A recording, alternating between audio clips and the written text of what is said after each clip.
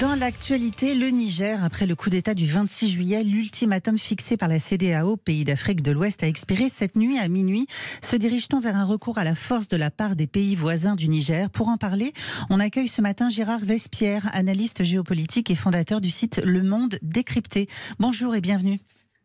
Bonjour à vous. Bonjour Gérard Vespierre et merci d'être avec nous ce matin sur Sud Radio. Effectivement, l'ultimatum qui est arrivé donc cette nuit à échéance. Le recours à la force est-il ce matin l'option la plus probable dans les heures, les jours à venir?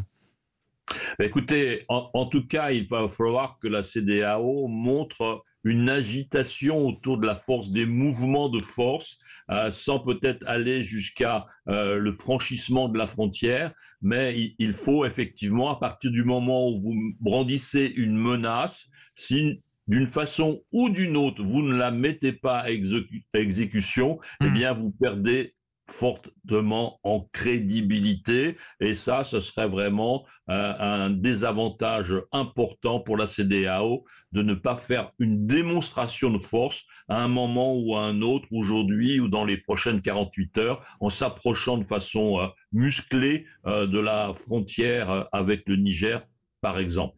Alors la CEDEAO, on le rappelle, la communauté économique des États de l'Afrique de l'Ouest, est-ce qu'elle a réussi à se mettre d'accord sur un éventuel recours à la force? Est-ce que tous les pays qui la composent ont accepté ce principe d'une potentielle intervention militaire au Niger?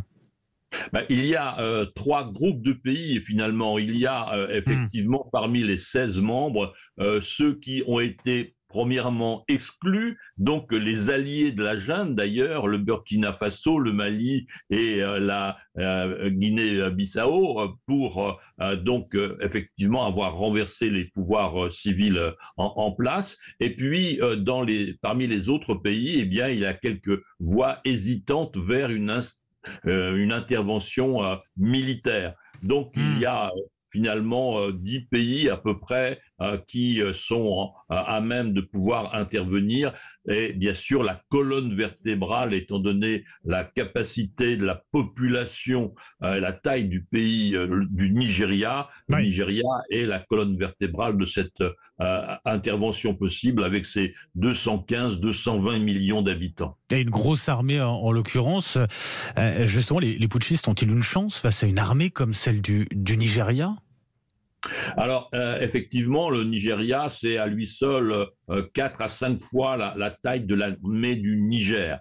Donc, on a là une capacité effectivement importante, mais encore faut-il pouvoir la mobiliser et la projeter. En tout cas, il y a un facteur intéressant pour la CEDEAO, c'est que la frontière du Nigeria n'est qu'à 300 kilomètres de Niamey, capitale du Niger. Oui. Donc, voyez-vous, il y a possibilité de montrer effectivement une capacité d'intervention et donc de se rapprocher de Niamey de façon, je dirais, symbolique ou en tout cas de façon significative et donc de mettre la junte en difficulté. Mais un des aspects, excusez-moi, c'est qu'apparemment, à l'intérieur du Niger, il n'y a pas de volonté de la part de l'armée de soutenir le président en place. Il n'y a pas donc de contre-putsch qui se dessine, il n'y a pas de force qui se mettent en place pour effectivement accompagner le président et éventuellement s'allier avec une intervention extérieure. Mais des coups d'État, la région en a connu quand même déjà pas mal, beaucoup ces dernières années. Pourquoi la CEDEAO interviendrait là militairement sur celui-ci? Est-ce qu'elle l'a déjà fait sur d'autres coups d'État par le passé, Gérard Vespierre?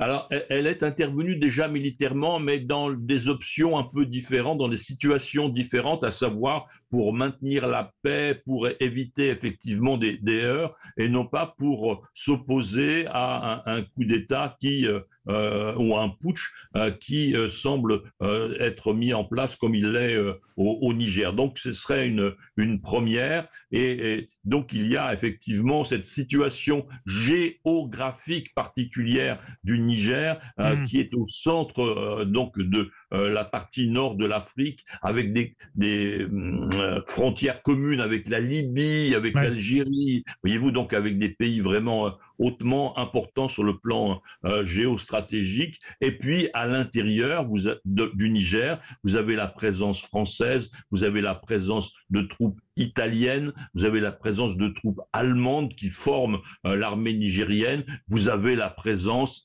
de bases américaines. Donc vous avez une internationalisation potentielle du conflit déjà dans la structure même du Niger, géographique et politique. On va revenir sur la question du positionnement français sur le sujet, mais déjà un mot rapide sur ce qui a été organisé hier du côté de Niamey. Les putschistes qui ont organisé en l'occurrence hier soir un rassemblement au stade de Niamey, 30 000 personnes présentes. Comment doit-on interpréter cette mobilisation? C'est la preuve d'une forme de popularité d'une certaine manière vis-à-vis de ces putschistes ou pas? 30 000 personnes, ça commence effectivement à être significatif, mais n'oublions pas que Niamey, la ville, l'agglomération, c'est 1 500 000 personnes, n'est-ce pas? Donc il faut raison garder et mettre une certaine perspective sur ces 30 000 personnes qui peuvent être réunies avec des budgets, n'est-ce pas, qui aident les gens à se déplacer, quelques milliers d'euros, dizaines de milliers d'euros permettent de faire un événement et de le transmettre aux télévisions du monde entier. N'oublions pas le rôle effectivement de la communication dans ce genre d'événement et qui donne finalement un message au pays en Occident et en particulier en France. Oui, la guerre, c'est d'abord celle de l'image, finalement. 1500 militaires, en tout cas français, toujours présents au Niger. Leur départ n'est pas à l'ordre du jour. C'est ce qu'indiquait encore hier la ministre des Affaires étrangères. Quel sera leur rôle en cas d'intervention militaire des pays de la CEDEAO au Niger?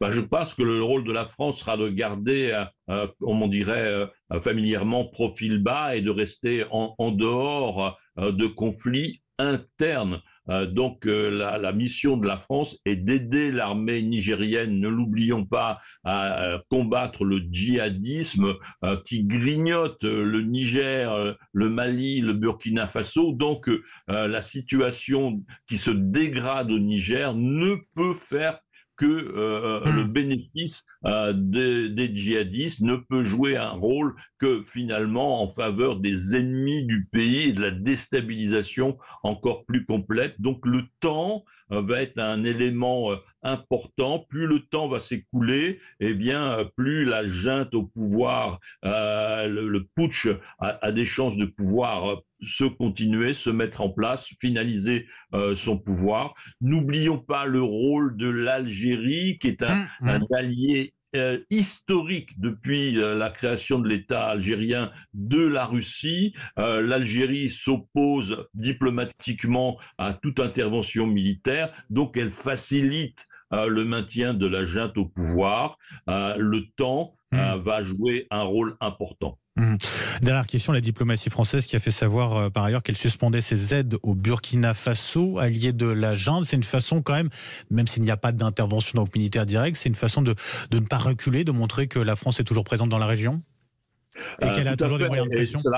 Cela accompagne aussi les décisions de la CEDEAO, donc de mener des sanctions contre le Niger. À l'évidence, la population va subir donc le contre-coup économique de cette situation-là. Donc, est-ce qu'un déséquilibre social, économique à l'intérieur du pays va susciter la vocation de quelques généraux de remettre le général Bazoum au pouvoir? Là est la question. Il faut qu'il y ait à l'intérieur de l'armée des volontaires pour soutenir le pouvoir qui a été évincé. Autrement, cela sera très difficile. Gérard Vespierre, je rappelle, vous êtes analyste géopolitique, fondateur du site Le Monde Décrypté. Merci d'avoir été avec nous ce matin sur Sud Radio et très bonne journée à vous.